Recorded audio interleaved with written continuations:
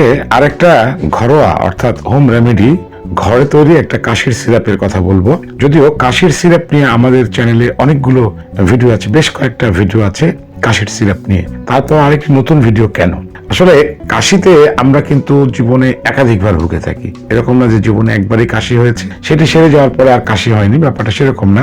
আমাদের নানা কারণে কাশি হয়। কোনোটি সংক্রমণজনিত হয়, ব্যাকটেরিয়াল কারণে হয়, ভাইরাসের কারণে হয়, অ্যালার্জিক কারণে হয় এবং অন্যান্য আরো অনেক রোগের লক্ষণ হিসেবে কিন্তু কাশি দেখা দেয়। এখন কাশির ক্ষেত্রে যেটা হয় যে কাশি হলে আমরা নর্মালি একটা কফ সিরাপ খাওয়ার চেষ্টা করি, কিন্তু দেখা যায় একটা দুটোতে তো সারেই না, একাধিক কাশির সিরাপ লাগে। কিন্তু আজকে প্রথমবারে আপনার কাশি হওয়ার পরে আপনি যে কফ সিরাপটা খেয়েছিলেন, পরে যখন কাশি হবে সেই একই সিরাপ আপনি খেয়ে দেখবেন আর তেমন ভালো কাজ হচ্ছে না, অর্থাৎ ওই ওষুধটি আর ভালো কাজ করছে না।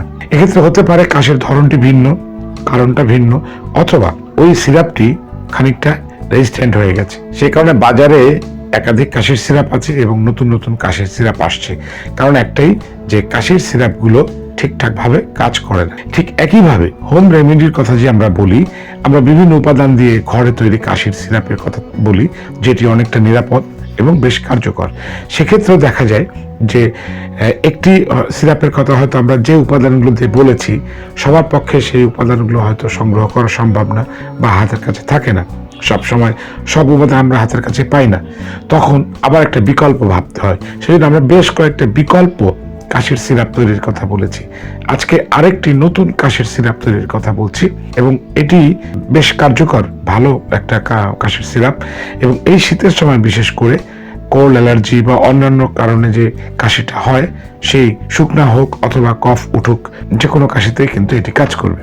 বাজারে দু ধরনের কাশির সিরাপ আছে। একটি হচ্ছে কফ এক্সপেক্টোরেন্ট, অর্থাৎ কফকে বের করে দেয়। আরেকটি হচ্ছে কফ হলে সেটিকে রিডিউস করতে সহযোগিতা করে, অর্থাৎ কফ যখন প্রচুর পরিমাণ বুকে জমে যায় তখন সেটিকে একটু কমায়। আরেকটি হলো যে বুকে জমা কফকে বাইরে বের করে দেয়। আমরা হোম রেমেডিতে যে কাশির সিরাপটা আজকে দেখাচ্ছি, এটি উভয় ক্ষেত্রে কাজ করবে, অর্থাৎ শুকনা কাশি হোক অথবা কফযুক্ত কাশি হোক, উভয় ক্ষেত্রে সমানভাবে কাজ করবে। এবং এটি বড় ছোট সবাই খেতে পারবে এবং এটি বেশ নিরাপদ এবং দিনে যতবার খুশি ততবার যে কোনো পরিমাণে এটি খাওয়া যেতে পারে। আমরা চা খাই সাধারণত ঘরে, গরমের সময় হোক বা শীতের সময় হোক, আমরা তো চা খাই সবসময়। শীতের সময় একটু বেশি খাওয়া হয় বরং চা। সেই চায়ের বিকল্প হিসেবে কিন্তু আমরা এটি খেতে পারি। এটি একটি হার্বাল টিও বটে এবং এটি একটি খুব ভালো কফ সিরাপ। তো চলুন আজকে আমরা আর কথা না বাড়িয়ে কাশির সিরাপটি কিভাবে তৈরি করবো আমরা ঘরে, নতুন একটি কাশির সিরাপ, সেটি একটু দেখি। আমি সাইফুল ইসলাম, ন্যাচুরোপ্যাথিক ফিজিশিয়ান, দেশ হেলথ সেন্টার থেকে আপনাদের সাথে আছি।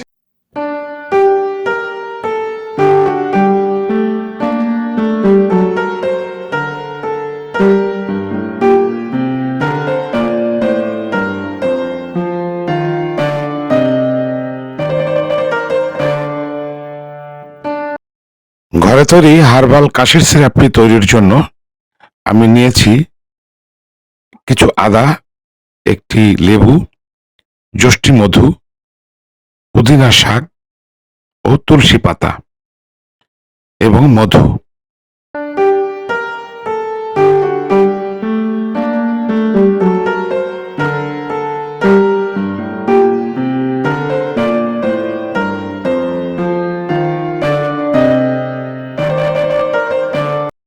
আমি উপকরণগুলোকে ধুয়ে পরিষ্কার করে নিয়েছি। আদাটাকে একটু থেতলে নিয়েছি, আদা এবং যষ্টি মধুকে একটু থেতলে নিয়েছি, লেবুটাকে কেটে নিয়েছি।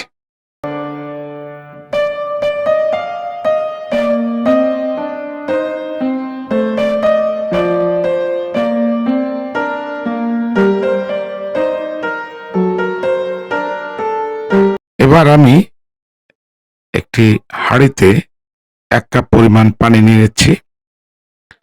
এর মধ্যে আদা এবং যষ্টি মধু এবং তুলসী ও পুদিনা পাতাকে ছিঁড়ে দিয়ে দিচ্ছি।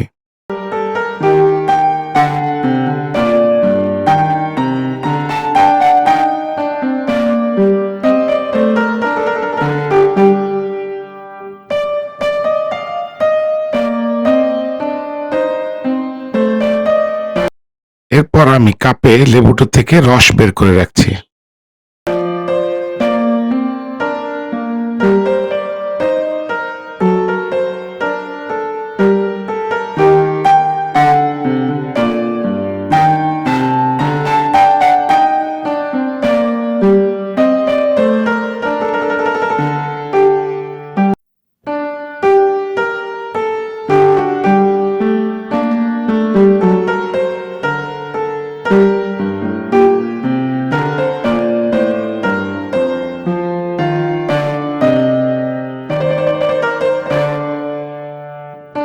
রস বের করে নেওয়ার পর আমি লেবুর খোসাগুলোকে কেটে ছোট ছোট করে নিচ্ছি।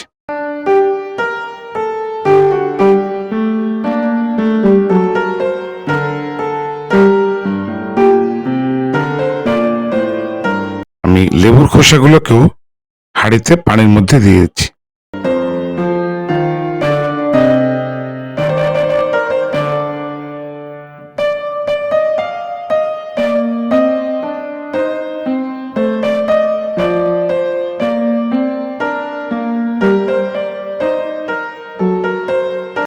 এবার আমি হাঁড়িটিকে চুলায় চাপিয়ে দিচ্ছি এবং ঢেকে দিচ্ছি।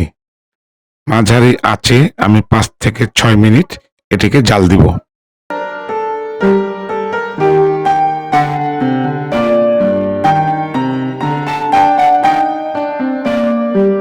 মাঝে মাঝে একটু নেড়ে চেড়ে দিব যাতে সবগুলো উপাদান থেকে এর রস ভালোভাবে পানিতে মিশে যায়।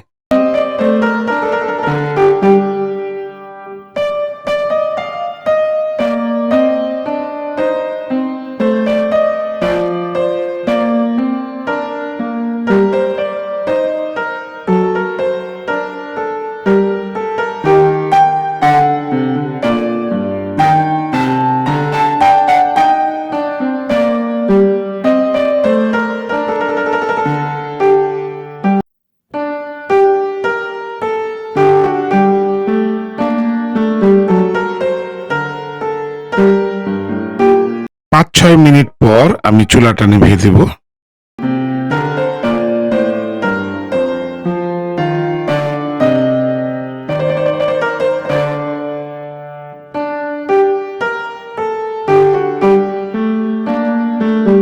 এই অবস্থায় হাড়ির মুখ ঢেকে আমি আরো কিছুক্ষণ রেখে দেব।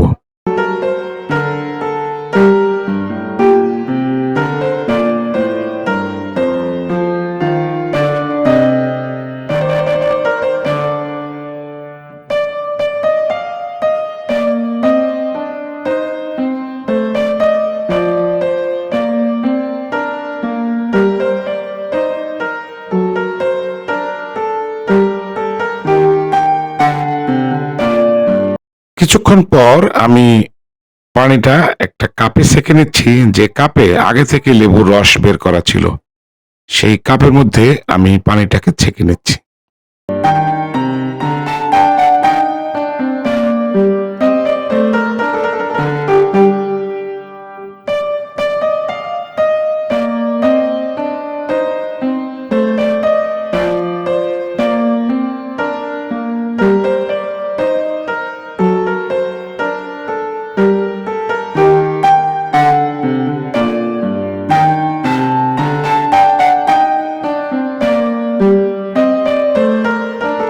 এবার আমি এর মধ্যে 2 চামচ মধু মিশিয়ে নিব।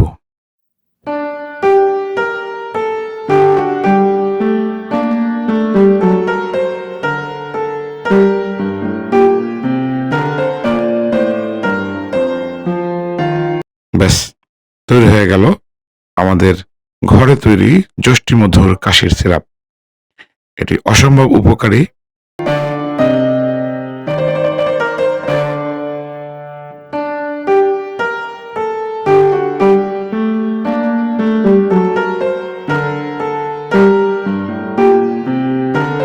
এটি গলা খুসখুস করা এবং কফ বের করার জন্য অত্যন্ত কার্যকর। আপনারা যারা কাশি সমস্যায় ভুগছেন বা ঠান্ডা সমস্যায় ভুগছেন তারা প্রতিদিন উষ্ণ অবস্থায় দিনে 2 থেকে 3 বার এই নিরাপদ কফ সিরাপটি পান করতে পারেন চায়ের বিকল্প হিসেবে।